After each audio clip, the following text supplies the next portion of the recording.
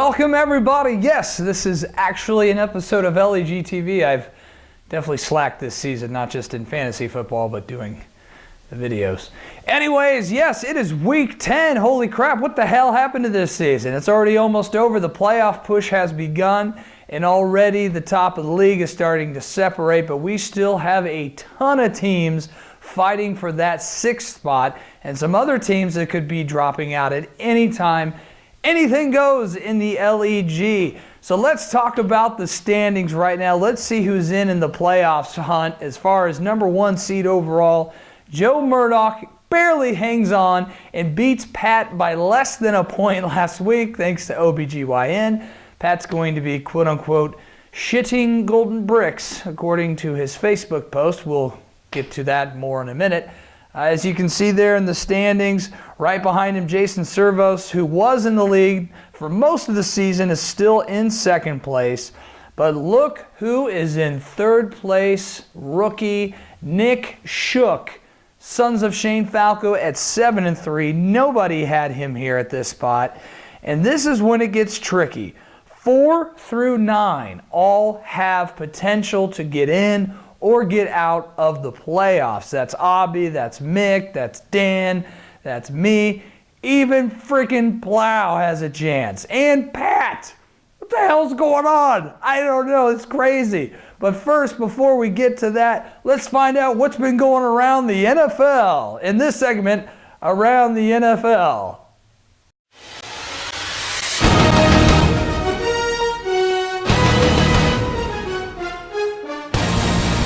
Alright, well, let's start with the obvious first big topic. The election has come and passed, and half this country are a bunch of whiny, crybaby little bitches.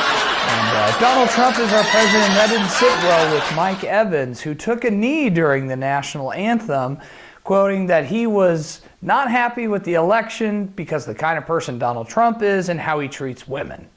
Yes, let's leave it to an NFL player to teach us about how you treat women. Yes, remember that? All right, also big in the news, Tony Romo has come out and said Dak is our guy. He is the team leader. He is stepping down and is ready to serve as the role of quarterback, as a backup position, even going as far as patting Dak on the back. Immediately following, Tony Romo fractured his wrist and is out 6 to 10 weeks. And finally, the ratings for the NFL this season have hit record lows, and there's many contributing factors. However, when Roger Goodell was reached to comment, he said, "I should have known the ratings would take such a dive when we drafted Ted McGinley." Ted McGinley. He's a sitcom player. Well, all right, I guess the monologue is just like the Cincinnati Bagel. Start strong and completely blow it at the end. All right, anyways, we got a lot to get to. We have an exclusive interview with one of the surprise Hoffa Bowl possible attendees, or winners, if you will, this season, Alan Nesson. An exclusive interview. But we got a lot to get to for the Week 11 preview. Let's do it. All right, let's go to the first pivotal matchup. 4-6 Party Like a Gronk Star taking on Dan Nickel, holding down that final 6th spot at 5-5. This is a must-win for Party Like a Gronk Star to beat Dan to jump into the playoff fold if other teams lose as well. Now, Ben Roethlisberger had an amazing game last week. He looks to continue and he looks healthy. Kelvin Benjamin going against the New Orleans Saints. He should have a gigantic game. And Jordy Nelson and Javaris Landry round out that 3-headed monster at wide receiver. Party Like a Gronk Star. However, 0 running backs. No running backs all year, thanks to injuries and all that and poor drafting. Also, Dan Nickel, though, don't slouch on Dan Nickel, has a very good shot and probably is going to win this game. Eli Manning looks to have a good game against those bad defensive Chicago Bears. Antonio Brown and LaShawn McCoy. I really think Cooks is going to be the factor here in New Orleans. It looks like it should be a shootout. And this is the game that finally puts the nail in my playoff coffin and bumps me down to possible Hoffa contention, something I'm not accustomed to. So I look for Dan to win this one, a low-scoring ho-hum matchup.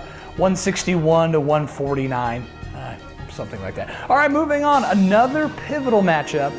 Dave Plow, yes, that Plow is awful, Dave Plow, has a shot to make the playoffs mathematically, given a lot of factors happen. He's taking on Mick Barton, holding down a 6-4 record who has been falling as of late, and he's going to need his big three-headed monster to step up this week. So let's go ahead and take a look at Mick's team. Already Mick has the advantage there at the receiver position, as you can see. Mick really is depending heavily on people like AJ Green, Michael Crabtree, and T.Y. Hilton to perform this week. If all three of those players perform, even though he's projected to lose, I feel like Mick's going to get monster numbers from those people, and Jameis Winston coming off a good game as well. Now Plow, don't slouch on Plow. Russell Wilson against the Philadelphia Eagles.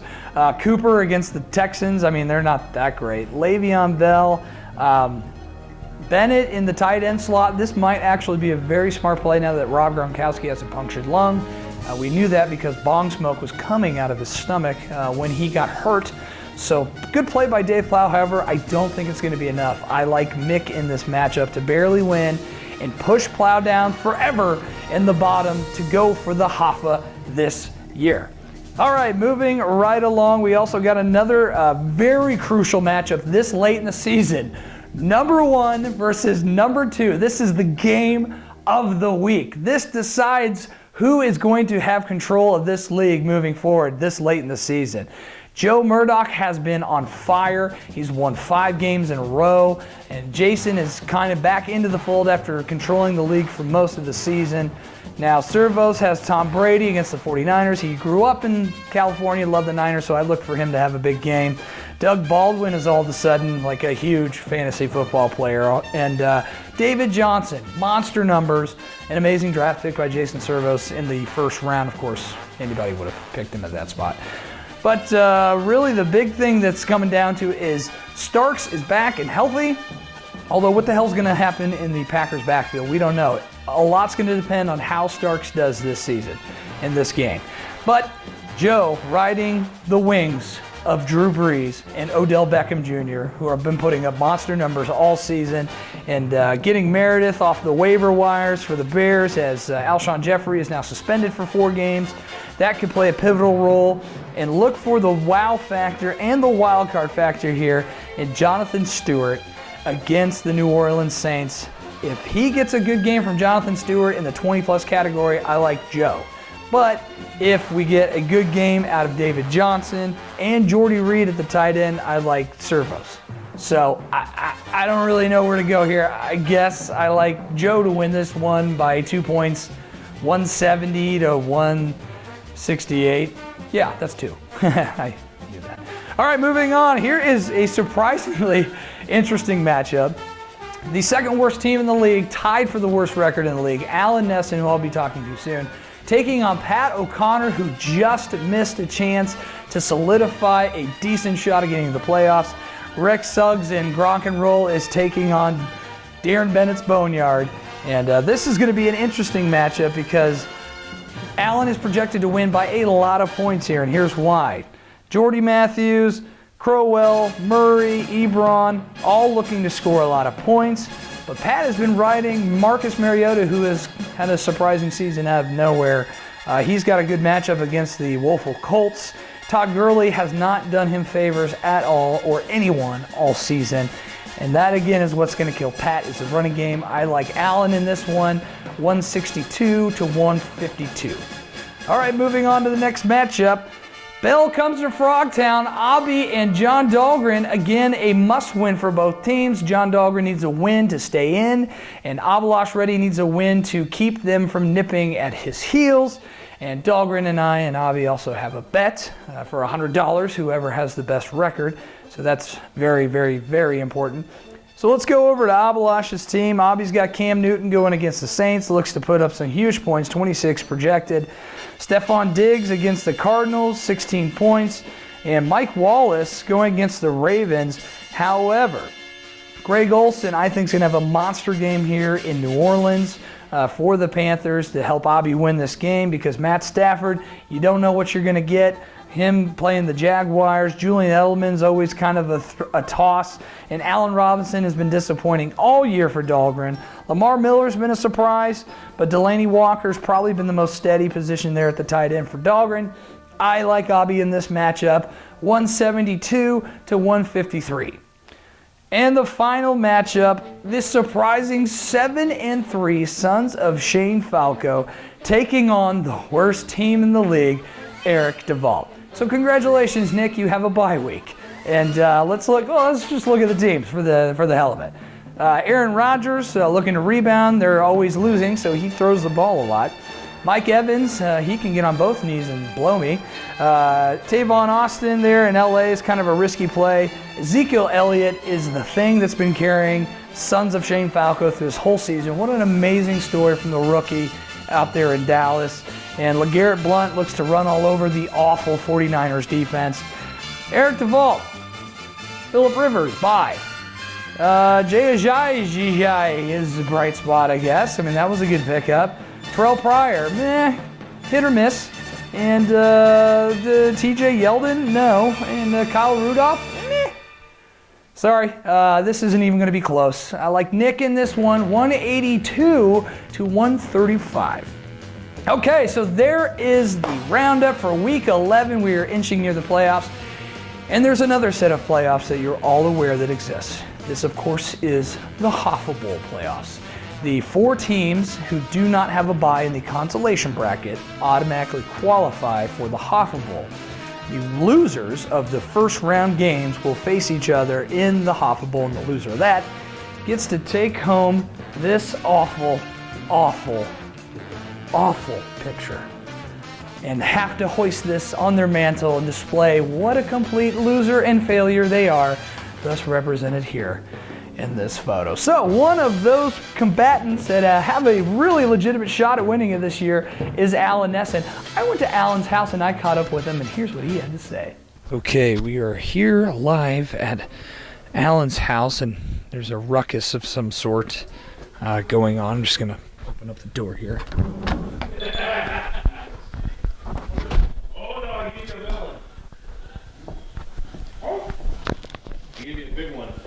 Wow. A bunch of nerds playing Magic the Gathering or something. Hey, Alan. How are you doing, buddy? I just had a couple questions for you, man. This season really went south. What happened? My first round pick was DeAndre Hopkins because, you know, when we do a draft, I get the pick of whoever Anu crashed into because they get the picks before me. So I picked DeAndre Hopkins, I think 8. I'm going to choose both of you. That's not working well. Let's see. My second round pick was Keenan Allen. He lasted a quarter. Nick, will you shut up? I'm fucking playing a game here.